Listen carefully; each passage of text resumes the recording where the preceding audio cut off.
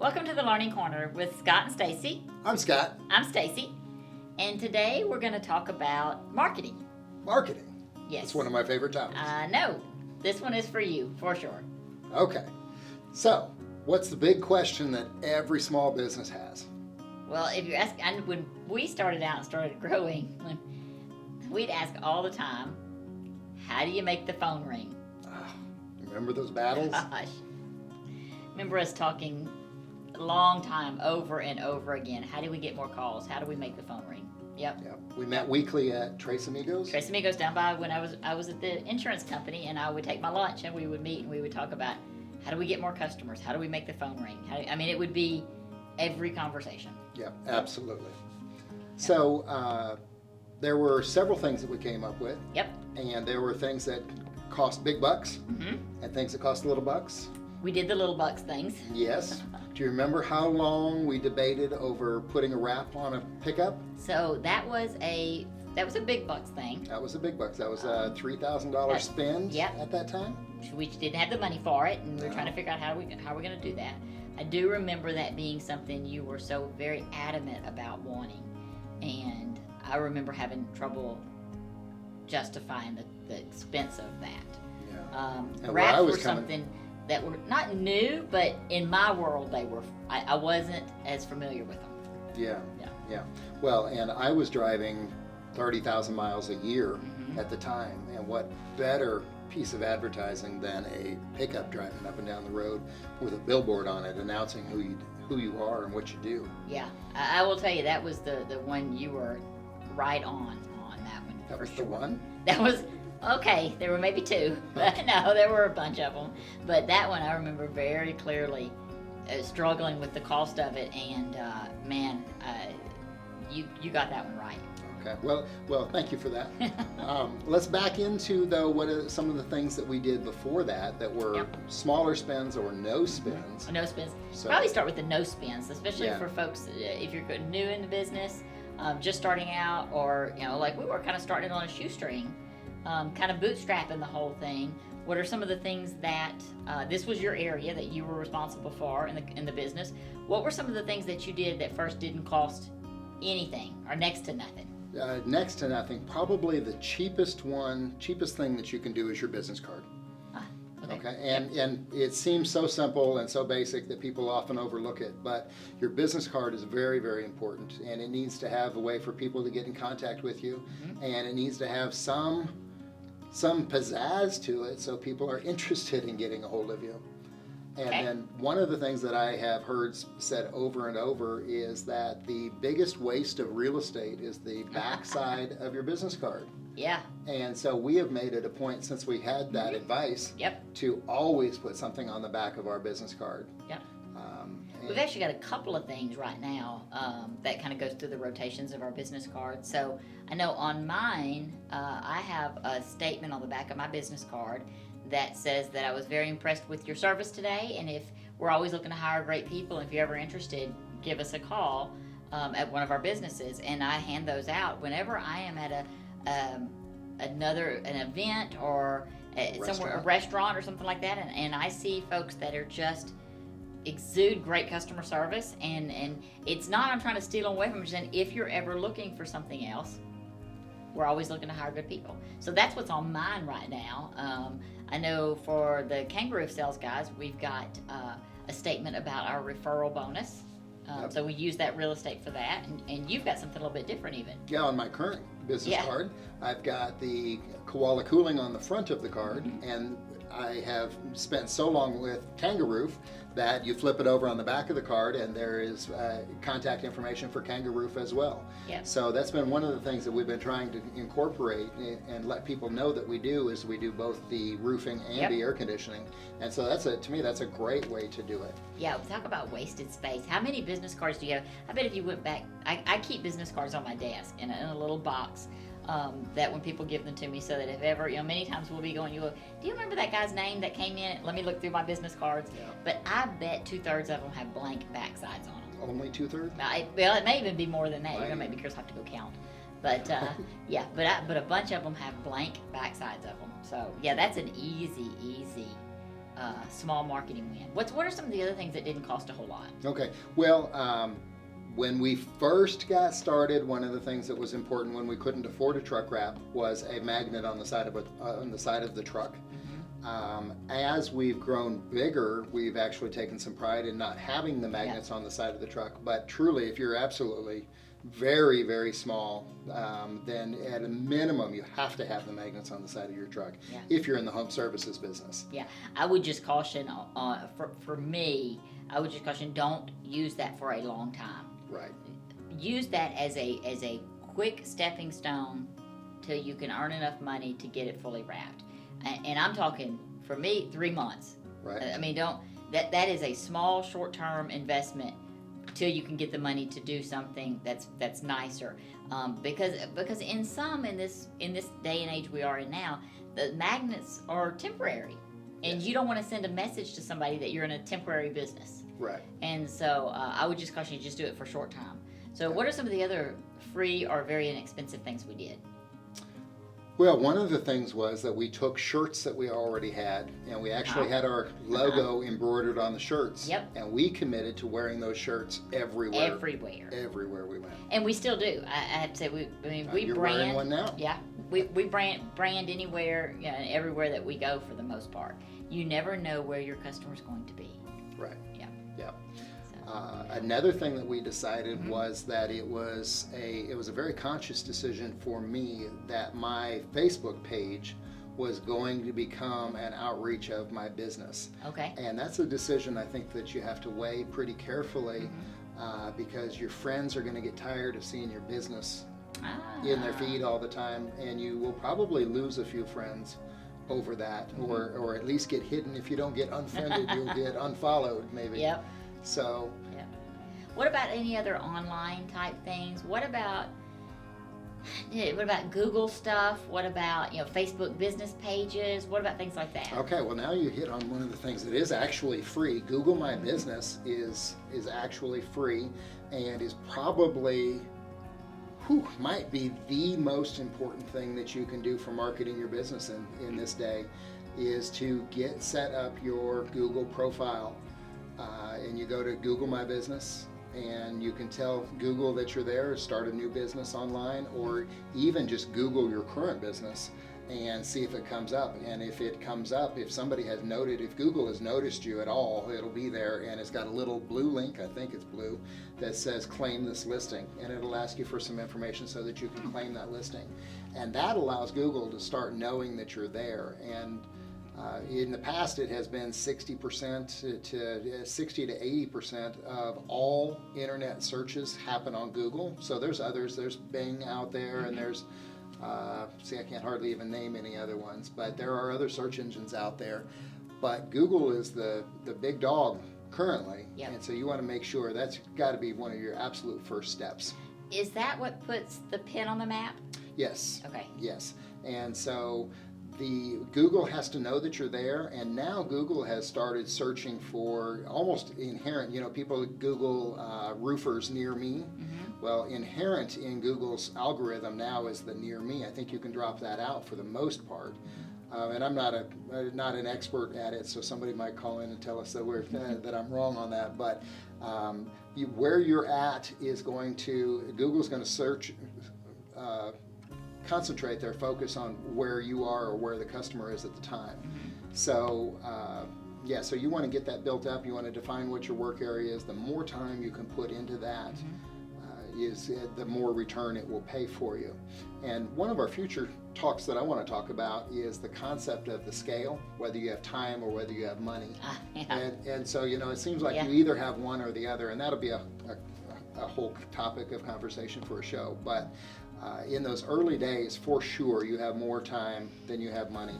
At least we did. Yeah, for sure. And so that's one of those things. Spend the time doing that. And then another thing is that it's not quite free, but a web page is important. Okay, and you can build that web page to some extent by yourself. You can at least have a presence. And when you do your Google My Business, you want it pointing to a web page. Yes. Another thing that you can do right in that same vein is a Facebook page. Okay, and it doesn't need to be your personal page, it needs to be a business page that you can send people to. And then you want everybody when we started the koala cooling, first thing I did, that's right, every friend we had, we sent them a, hey, like my page, like my page, like my page. And that starts to put your page, when you make comments on your page, starts to put you in their profile or in their feed so that they can see you, and then their friends can see you if you can get your friends to comment on that. Okay. Kind of thing. One of the other things that kind of goes along with that, I'd like to add in that we did around that same time is it's Google Suites. It's not free, but it's not very expensive. But as part of the Google Suites is where you get the domain, the email addresses. Yes. And so, many a times I see small business start up and it's, sallysdresses@gmail.com. And that's fine for when you're starting out. I get it. You got to start somewhere. Absolutely. But if you've been in business for more than a year or 2 years, let's get something solid. Let's get something something stable, and let it be info@sallysdresses.com. Right. And so it's very easy to set up.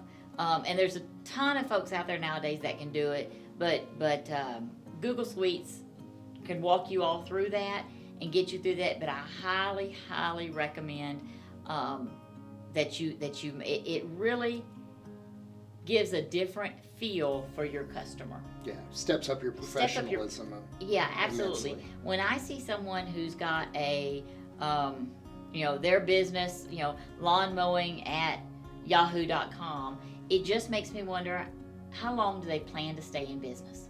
Have they really invested in growing the business, or are they just out mowing lawns and they might be gone tomorrow? And for your lawnmower guy, that might be fine. But if I'm looking for a mechanic, okay, I'm looking for somebody who's going to be in business for a while, so that if I have problems with the warranty of his work, that he's still around. Yep. And so it depends on the kind of business you do, but you're wanting to send a message that I'm in this long term, and I'm going to be here for you, and I'm someone who's going to be here to take care of you long term. Spend a little bit of time and a little bit of money to do that. Yeah, although not to chide the people that are in the lawn care business, we've had friends that have big lawn care businesses, and that it is a real business. So. It is a real business, absolutely. It's a good business. Yeah. Yeah. Yeah. So one of the things that we also did in those early days, straight back to Facebook, though, is that we took pictures with our customers. Oh yeah. And one of the campaigns that we did for a little while was a picture of the customer handing us the check. And it takes a third person to take that picture, but posting that and asking your customer to post that picture on their page. Yes. And just a shout out to Koala Cooling, a shout out to Kangaroo, a shout out to Sally's Dresses. Yep. That really makes a big difference. Well, because then it's not just your folks seeing it on their feed, it's their folks seeing it on their feed. And if you're in business that you don't want like-minded folks, and so for example, if someone buys a roof from us, I love the idea if they take a picture and share it on their Facebook page, because then their neighbors are going to see it and they may need a roof. Absolutely. So absolutely. Yeah. So what were some of the other things that we did? What are some of the other, maybe let's not online things, what are some other things that we're doing for? Before we do that, real quickly, one last one that I think is major important is reviews, online reviews. Yeah. They're so critically important, and it's you need to be careful that you're getting reviews from people that have actually used your service. The easiest thing in the world to do is call your mom and ask her to write your review, right? And call your sister and get your daughter, and that's not the right way to do it. So if they truly have been customers, then that's great.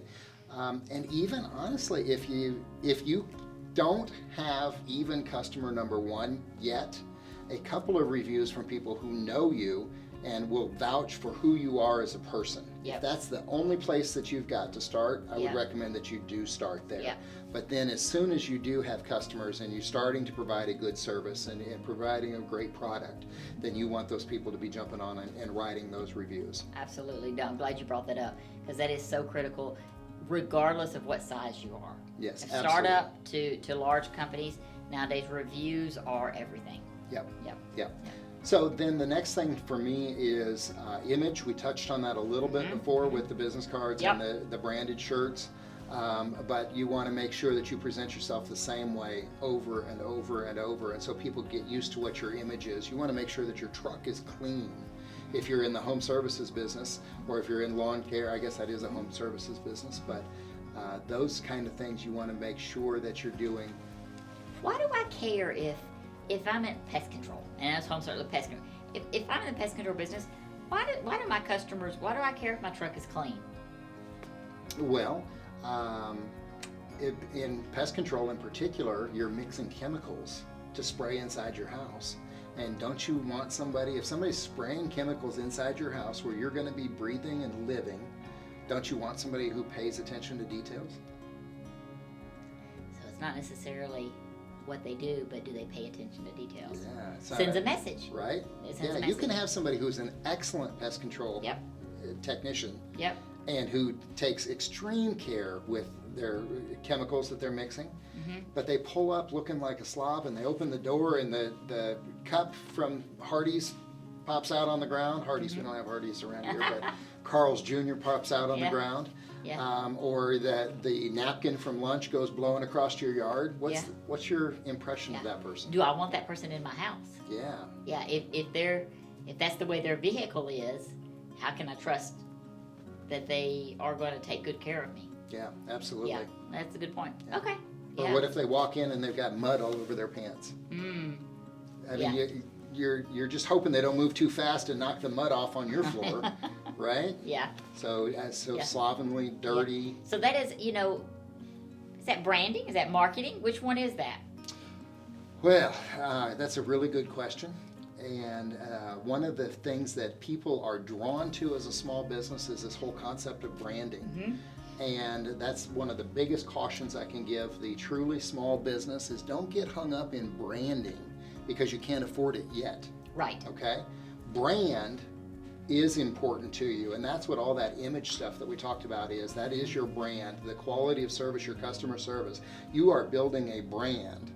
But I don't want people to get caught up in branding yet. Branding is where you put a billboard on I-35 so that people just get used to seeing you, and you don't care if they call today or tomorrow because you know that in 5 years they'll call. Right. But when you're a small business, you don't care about that call in 5 years nearly as much as you need it today. That's right. How do we make the phone ring today? Yeah. So I really caution people to stay away from branding until you get sizable. In the home services industry, I would say that you need to be more than $2 million, $2 or $3 million a year before you even think about branding. Yeah. So branding has kind of become a buzzword out there, and everybody thinks they need to be, hiring a brand expert and getting a brand. Yeah, but if you don't have phone calls, branding is great, but you're right, long term. So let's get back a little bit to the marketing and making the phone ring. Was there anything else you can think of that gave some immediate I'm going to look at my notes here just to... phone calls? There's one I'm thinking of that I don't know if it's on your card there or not, but one of the things we've talked about several times, and it's when other businesses that are similar to yours go out of business, what should you do?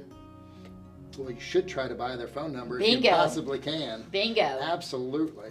So, I had an opportunity. I had a garage door company that I used for a long time, and I don't know what happened. I got it to where I used to do big remodels and big additions, and I was probably doing 4 or 5 garage doors a month myself, where I was subcontracting it to a company, and they always did a great job. It was mom and pop, very small, no marketing that I know of, and then as we got more focused in on roofing, we used them less and less and less. And then I went to call them to use them, and I got a message that they were out of business. And it broke my heart for them because they really did a great job for us. But in retrospect, we've talked about getting into the garage door business, and in retrospect, I should have gone and gotten their phone number because they have customers like me that haven't used them in 5 years, but occasionally going to pick up the phone and say, hey, I need you. Again, that's a fairly inexpensive thing you can do that can make the phone ring. Because it is not that you're trying to take over the business, but they had customers that now don't have someone to service that need anymore. Right. And so you can have that directed to you where you can help them service that need because that customer's no longer in business. Yep. So, yep. And sometimes you can actually buy the phone number from the company that is on their way out of business. Mm-hmm. But if they're in bankruptcy, they have limited control over what they can sell you. Okay. So if they tell you that they can't sell it to you, that it certainly is a possibility. Okay. But you can also, they may keep the phone number, they may roll it. There's a lot of times where it doesn't work out, but that's one of the more creative reasons or creative ways to make your phone ring is by doing that kind of a thing. Yep. So, anything else that we left off? Well, there's some as you start getting into advertising, there are some things that you can do. Pay-per-click is a way that you can. It's more of a faucet that you can turn off and on. Okay. So I just want to clarify because a lot of times when people hear that, they hear pay-per-click. Yes. No. So no, it's pay per click. Yes. And so it is an online service. Yes. Where if you notice when you Google something, you search for something, normally the top 2 or 3, it'll say an ad next to it. That's exactly right. That's what it is. And if you click on those, the website it brings you to, that company is paying for that click. Yes. Yep. And so in our industry, clicks can range from $20 to $80. And so one of the things that you have to be aware of is if you only have $100 for marketing this month, you can't afford for $20 a click, 5 clicks and it's gone. Right. You need to be aware of that. And you also need to be aware that there are competitors of yours that will see your ad on their... Click, click, click, click, click. Yes. Now Google's smart enough that only the first click costs you money. Unless they go from their phone and then they go to their house and they do it from their house and then from the office, it's IP address driven. And so, but each one of those clicks costs you $20. Yeah. And if you've got a malicious competitor, it's pretty easy for them to chew up your marketing budget. Yeah. So you got to be a little bit careful with that one. Yeah. And tell your employees, don't go testing it and seeing if it works. Don't have them if every time when I Google something now, and I see an ad for it, a lot of times I'll look down and I try not to even click on some of the ads sometimes because a lot of times it's right there in the organic is the first one. And so, I'll have, I had a new employee one time who was like, oh yeah, when I Googled something, I saw y'all right there at the top. And I'm like, oh. Yeah. And they think they're helping maybe. They do. Adding traffic to your website, which is something that does raise your profile on the internet. But when they're clicking on your ads, they're not raising your profile on your website. They're just costing you money. Yep. Yeah, so you do need to tell your employees not to click the ads. Yeah. And family members. Yes, exactly. Exactly. So, okay. Well, anything else you'd like before we wrap this up that you want to add? No, I don't think so. I think beyond that, there's certainly a lot more things that can be done in that small end marketing, but it's also easy to start rolling into the things that are branding, and I think that's probably better saved for another time. Yeah, I think one of the topics we have listed actually was from somebody wrote in and said they had a recommendation for us, so thank you, Todd, about rebranding. And so I think we'll have a whole talk on branding itself, and then we'll kind of morph into a little bit into rebranding. Kind of what do you do? It's something we did 3.5 years ago. Yes. And there's a whole process to rebranding. And scared to death to do it. And scared to death to do it. And there's the steps to do it. And then there's the emotional side also. Right. So we'll talk about that also, and kind of what our experience was, and maybe some lessons learned from us. Sounds good. All right. Well, thank you for your time. We appreciate you watching, and tune in to the next time for the Learning Corner with Scott and Stacie.